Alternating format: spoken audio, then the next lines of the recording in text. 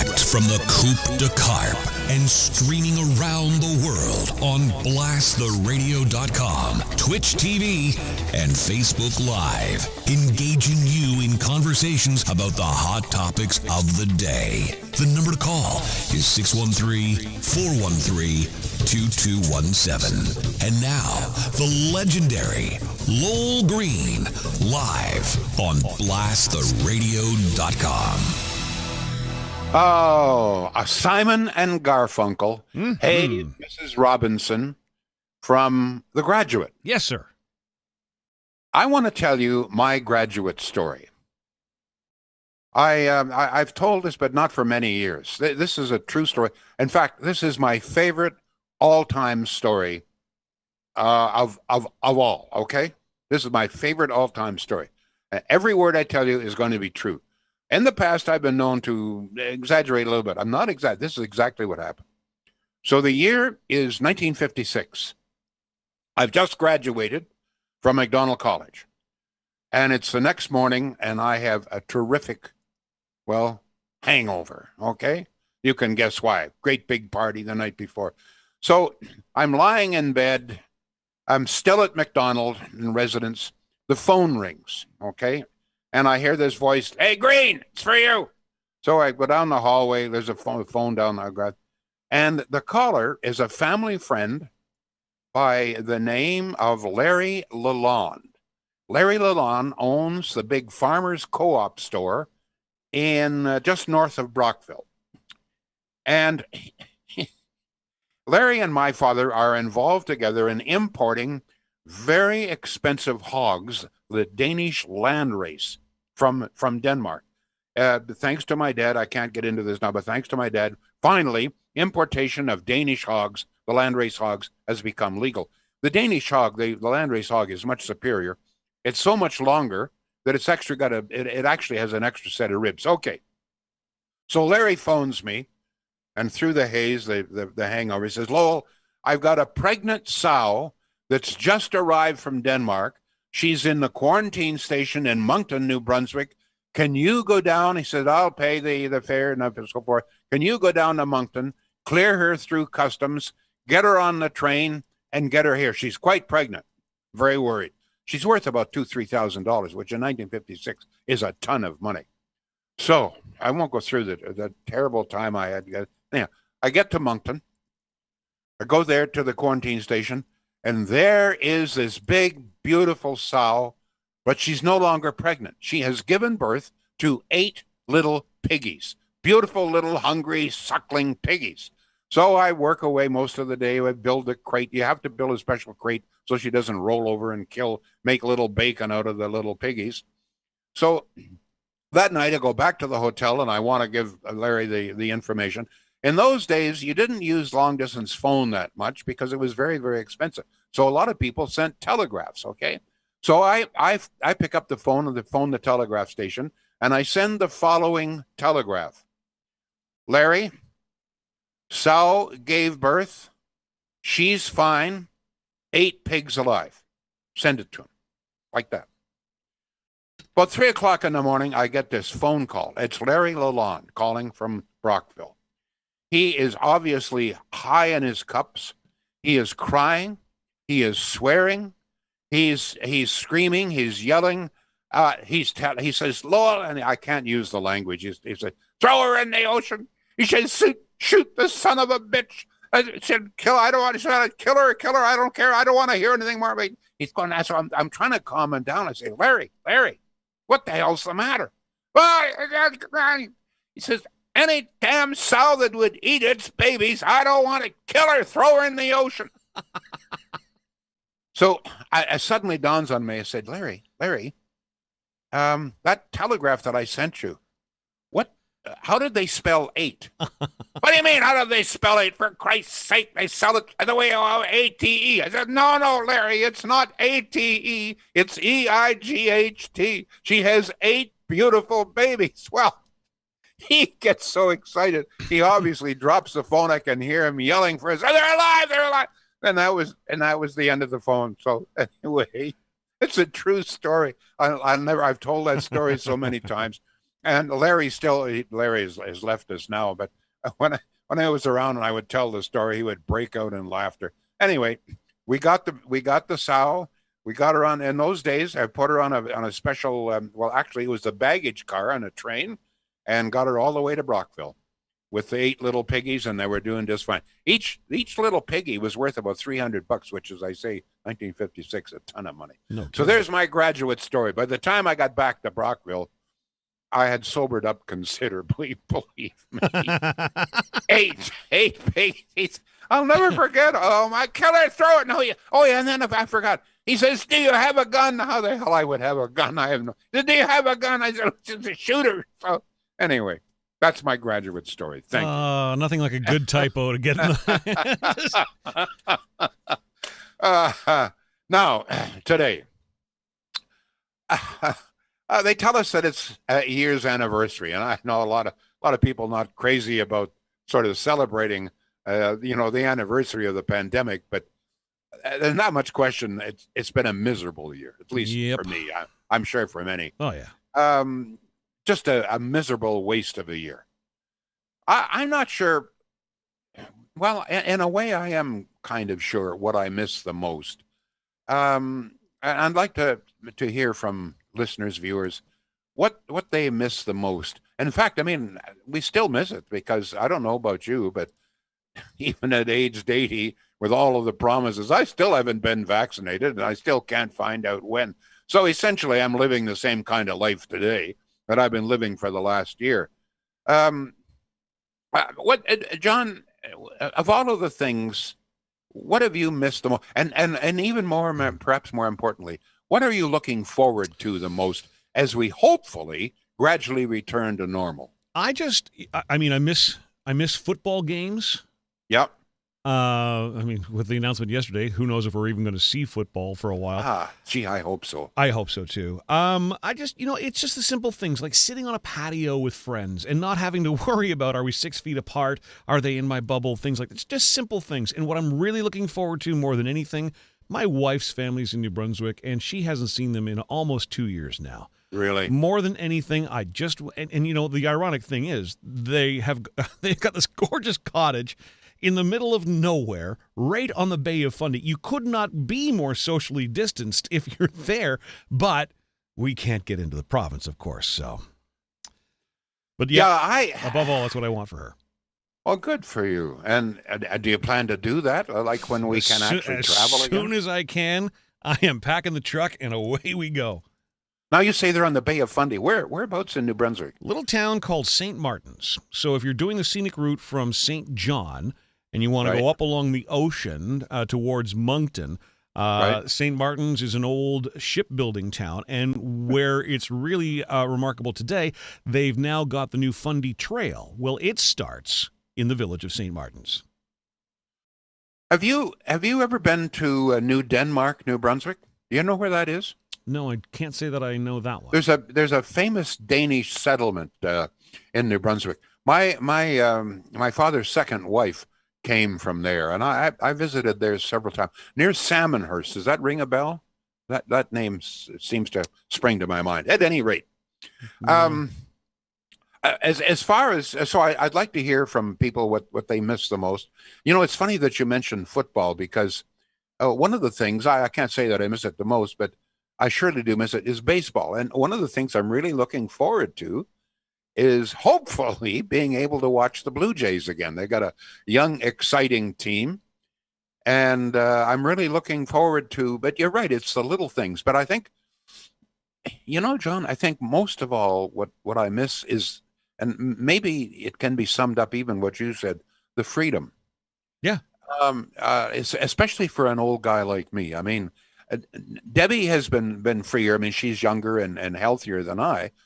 So she's been able to get out. In fact, she's having lunch with a good friend today. So she goes out, she does the shopping, the grocery shopping, which she's not crazy about. But for the most part, both of us, I mean, for the last year, essentially, we've been stuck in this house in the damn snow. Yep. It's the isolation, the lack of freedom. I've been a couple of times, I must tell you, I cheated. And when they were opened up, we went out and we had lunch, I think maybe twice, maybe three times in a restaurant. But even then, I was uncomfortable. I'm very high risk, okay? 84, bad heart, etc. So every time someone comes near me as and of course, a lot of people know me and they all want to come up and talk to me. And I have no idea who these people are. So it's been really, even getting out is kind of scary. So I would say that for me, for the most part, it's the lack of freedom.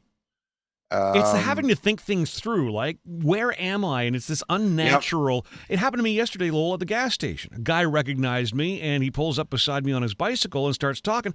He's got to be 2 feet away, and it's like, it's just, it's unnerving is what it is. Really, really. Yeah, and mostly it's done in pure honesty. People just don't realize. Oh, yeah. For example, the last time, I must tell you, that last week we went out to the Ashton pub. We've been going to the Ashton pub since it was open over almost 40 years ago. Wow. And so we go in, and of course, it's all protocol, proper protocol. We're all properly distanced. But there's a guy at the next table that recognizes me, and he comes over and he grabs me. And the lovely guy wants to compliment me for something I said on this show. So I'm really pleased. But the waitress comes over. She's like, you can't do that. You can't do that, sir. I forget what she said. So the poor guy he feels bad. So I gave him the shoulder bump or the elbow bump. But anyway, and what I'm looking forward to, as I say, I'm looking forward to baseball. But for the most part, I'm just looking forward to getting the hell out of this house. Yep. I'm going to be very honest, John. It's been lonely. The boredom here. I can't see my friends. I can't see my relatives. I can't see my kids, my grandkids. I had a long conversation with my eldest grandchild this morning, but I don't think I've seen her now for months. I mean, and so I'm looking forward to that. I'm looking forward to the freedom to do what I want. And the other thing that I miss, we have some comments coming in, right? Yep. I have to be very honest. I know this sounds a little bit maybe elitist or selfish, but I really, really miss not getting out of this climate. This is the first time I think in maybe 40, 50 years that Debbie and I have not been able to get away even for a day down south. We've had a lovely little condo in the Bahamas for many years.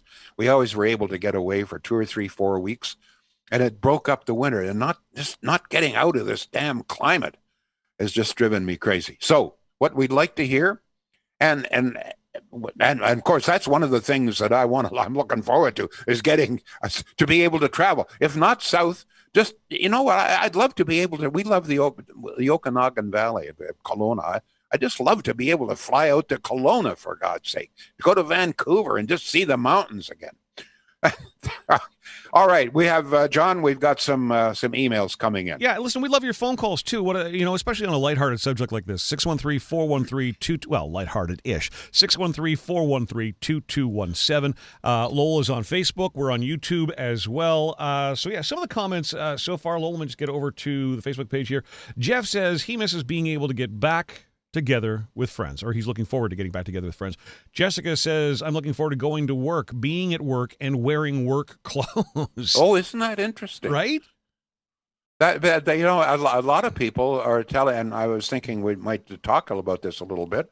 A lot of people tell me that they really appreciate working from home, but I can understand the desire to just have some social intercourse of some sort, just to, as you say, to talk with either fellow workers or friends, et cetera, et cetera. But that's interesting. Yeah. Well, like you said, you just feel so cooped up in your house, right? And it's not, and I wonder, for you, is it the same as for me? It's not that I don't like being in my house, and I probably feel more cooped up just because I shouldn't be going anywhere. And, I'm probably a homebody anyway, but the fact that I shouldn't be going anywhere compounds things. Are you like that as well? Yeah, it's the feeling, I guess, of being trapped. Yeah. The lack of freedom. Even though maybe I wouldn't want to go out, Right. I'd like to be able to, if that makes any sense. One of my favorite haunts is just Maryville Road, just popping in and out of stores on Maryville Road for no rhyme, no reason. Really? Just want to see what's going on, what's new. What the hell is on Maryville Road? That's a junk heap along there. Well, yeah, Best Buy, Factory Direct, all the technology. I'm just kidding. All the technology stuff is there. But you just be able to walk into a Winners and snoop around. Now, this line up and get what you need and get out thing. Anyway, Maggie says we haven't seen family members since the start of the pandemic. Looking forward to going back to Alberta and Victoria. Good. Carolyn is like me. She misses going out east and looks forward to seeing her ocean to decompress and de-stress and rejuvenate. Right. Shannon says, I missed just making plans and being able to follow through. I can't wait till we can go see my daughter at college in PEI. Todd misses handshakes and hugs. Kelly says, I miss physically touching people. I'm a hugger and have missed this dearly. Some of the other comments we've got right now, and a reminder, the phone number, 613-413-2217. Anthony misses going out, or he's looking forward to going out with a mask on his rear, or going out with a mask on my rear view mirror, traveling to a new destination before tax season. Okay, where's he looking forward to putting the mask again? Going out with a mask on my rear, anyway. I guess he's looking forward to taking the mask off and putting it on his rear view mirror. A little reminder, I guess, some sort of trophy. I don't know. Okay. I love reading these blind.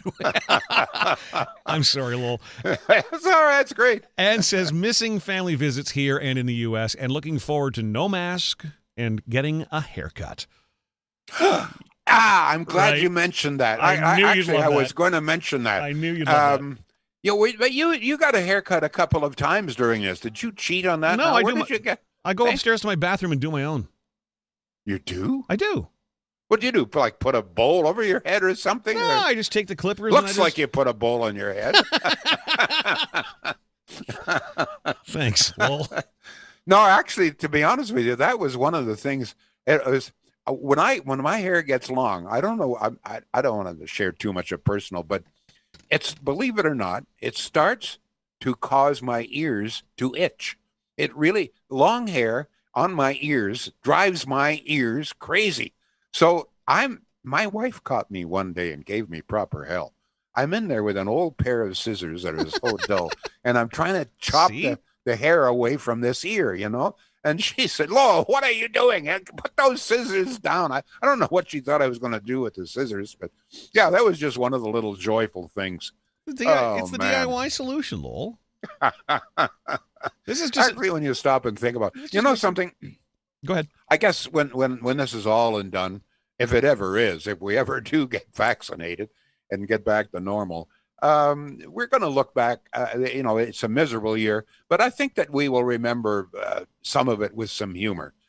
We Canadians, I think, are just wonderful at working our way through and using black humor to get through some difficult times.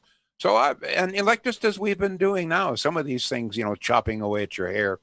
I have to deal with some good friends right now at Shields. I have mentioned this before, and some of you are paying attention. A lot of people still don't know that there have been government rebates on the purchase of many major appliances, and the rebates are considerable, but they end the end of this month. So the government rebates, which are still available at Shields, are not available a lot of other places, but they're still there at Shields, SCHEELS.ca, end at the end of this month. The government rebates end. In addition to that, the carbon tax goes into effect, believe it or not, a 50% increase in the carbon tax goes into effect on April 1st. Not an April joke, believe me, which means the price of everything, the cost of everything, including labor, transportation, heat, light, is all going to go up on April 1st. So, word to the wise, and anybody that listens to this show is very wise, word to you, the wise, if you're in the market or will be in the market shortly for a new appliance of any kind, Shields. This is the place, folks. They've got them in stock. The government rebates are still there. They're delivered to your home 2 or 3 days. They're great people, and they have wonderful drivers. Shields. Yes, John, some more emails coming in. What have you missed the most this past year? What are you looking forward to? 613-413-2217. We have a text from Mort who says he misses leisurely grocery shopping. Yeah. I'm down to one grocery store. Get in, get out. I miss, going into multiple grocery stores. I'm with you, Mort. Angela says, I miss the malls in Ottawa. I know they're open and everything, but I'm so nervous to go in. Other comments that we've got. Nina says, I miss not being able to walk around without wearing a mask, going to our friendship club to play bingo and cards, having my granddaughters over for sleepovers, but what I miss most of all is my bowling. Her bowling. Her bowling. People still bowl? That's amazing. Right? That's cool. By the way, talking about bowling, John, you're considerably younger than I, and obviously much wiser, but did you ever... I don't know about that. Did you ever set up pins in a bowling alley? No. Do you know what that is? Yeah, they have machines that do it now, Lowell. Yes, they do. Yes, they do. But when I was a young lad, I was the machine. And believe me, really? I'm going to tell you something. I've had some very difficult jobs. I've worked on the farms. I've cleaned pig pens. I've done all of that stuff. But I think the hardest work I ever had, I was, I guess, 10, 11, 12. I set up pins in a bowling alley in Orillia. And it was hot and sticky and dirty and musty. And the big buggers coming in off the farms, this is their Saturday night's entertainment. Let's try and hit the pin boy, okay? No! So they would fire the ball down and send the pins flying, trying to get you on the shin or something. Oh, that's awful. Well, it didn't happen, but it happened, believe me. But just I had 2 lanes. I set up 2 lanes, back and forth, back and forth. The sweat just pouring off. It was unbelievable. And you know what? I think it was 5 cents a line, so 5 cents a game. So at the end of the week, I would set them up every single night, right through. And I don't know why my parents ever let my mother didn't give a damn about me. So I worked right through until 10 o'clock at night. And then I'd do the pinball after that. But at the end of the week, after spending a lot of the money on pinball, I would be lucky I'd have $5, which was a lot of money. And I would spend the $5 on Sunday.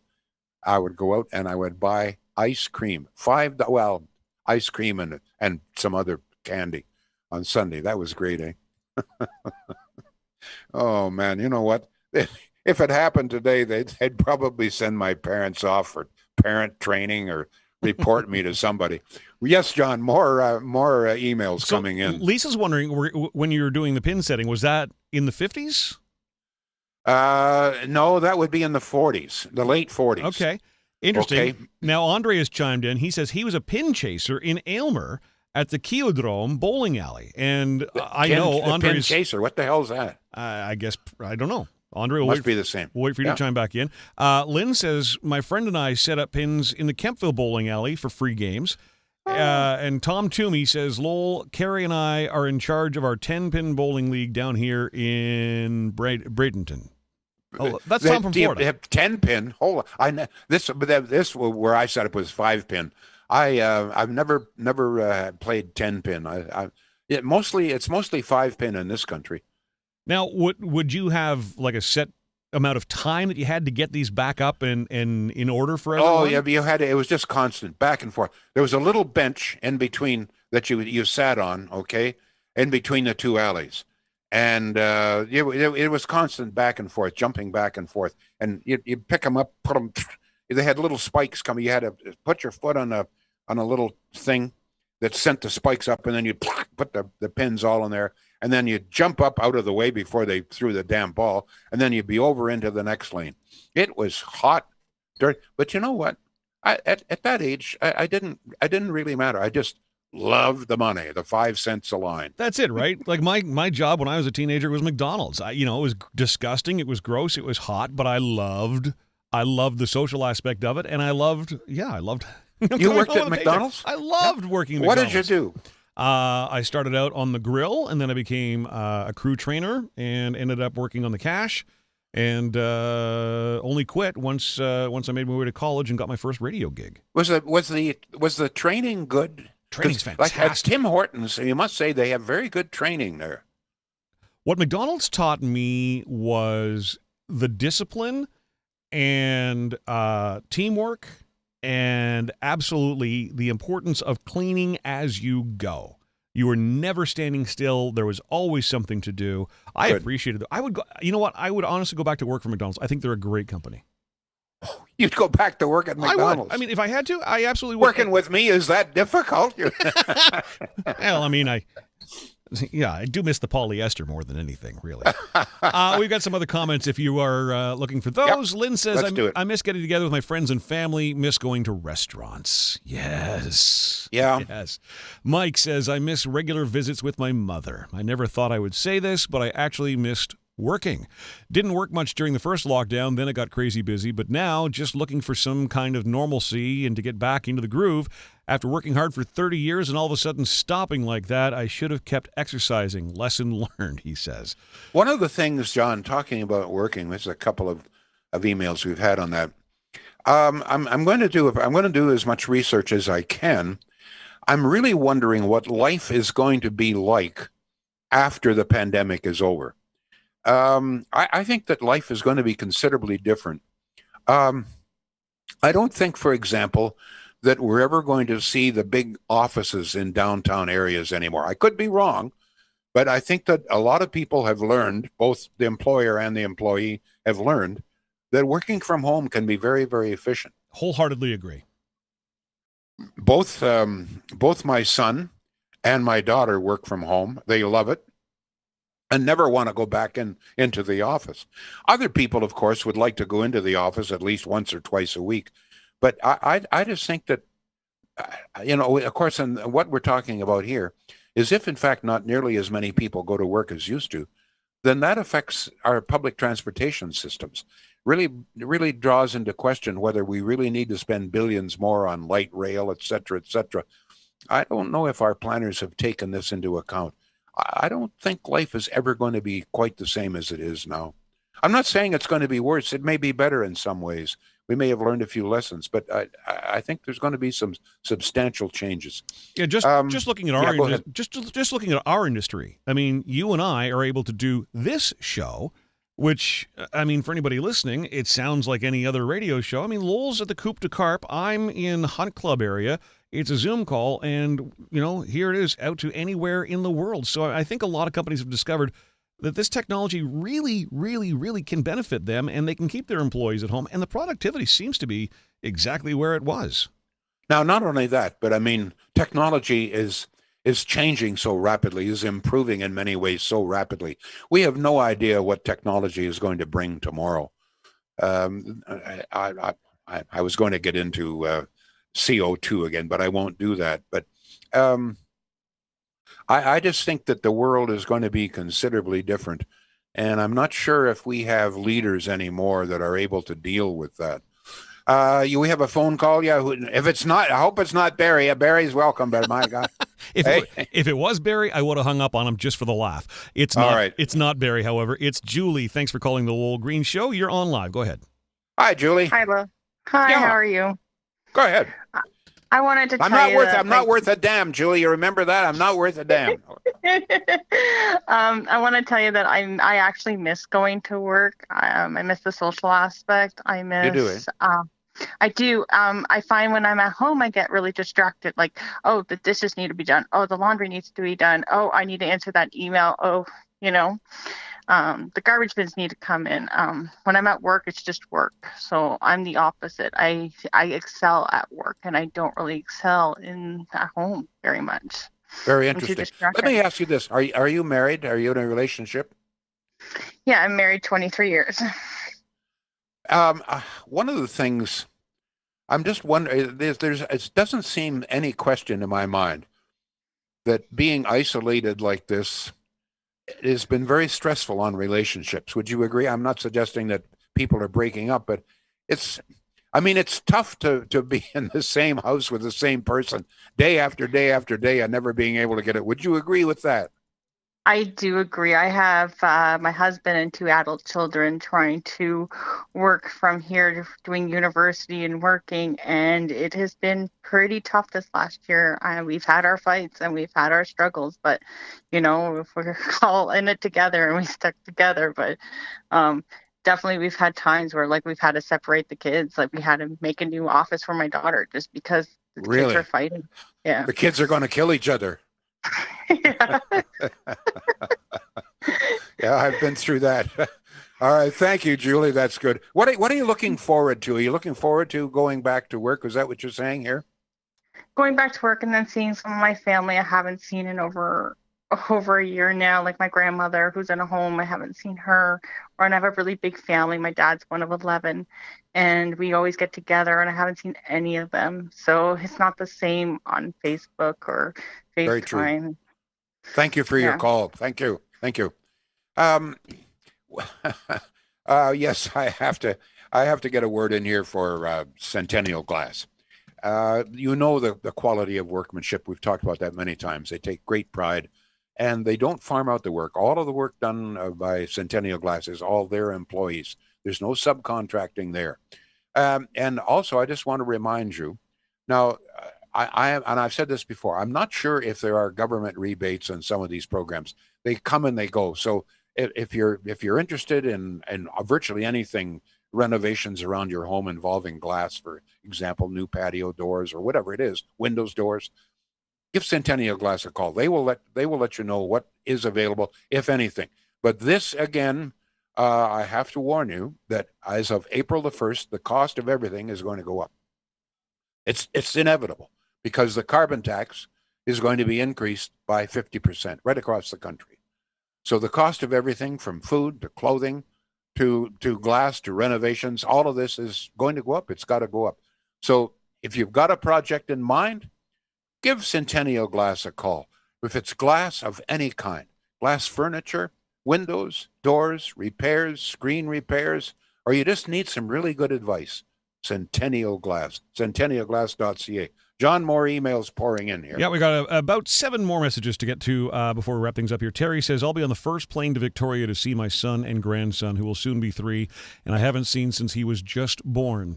Bruce in Harrow, Ontario says, hi, Lowell. Like you, I was a pin setter back in the 1940s. I worked in Michigan, not far from Ann Arbor. I used to work 2 lanes side by side, setting 10 pins for 10 cents per game. And yes, I've been clobbered by flying bowling pins. Oh, yeah. Those big guys. Saturday night was the worst. The farmers, the big farmers, the guys would come in, the young guys working the farm, and they got, bulging muscles they've been working out, and they, the testosterone is pumping through them. Chances are they've got their girlfriend with them, and by God, they're going to show their strength. A wacko!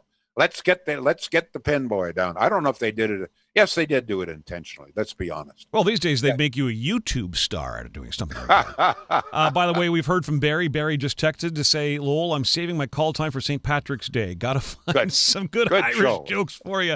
Carolyn says, I really miss seeing my kids and grandkids for more than just a drop by or seeing them on a video call. My brother and family. Gary says, I just want the borders to open up. I had a big investment of 300,000 American in Saratoga, only to be scammed of 80,000 plus while the borders remain closed. People steep to the lowest to take advantage of money when a tragedy happens. How low can people stoop?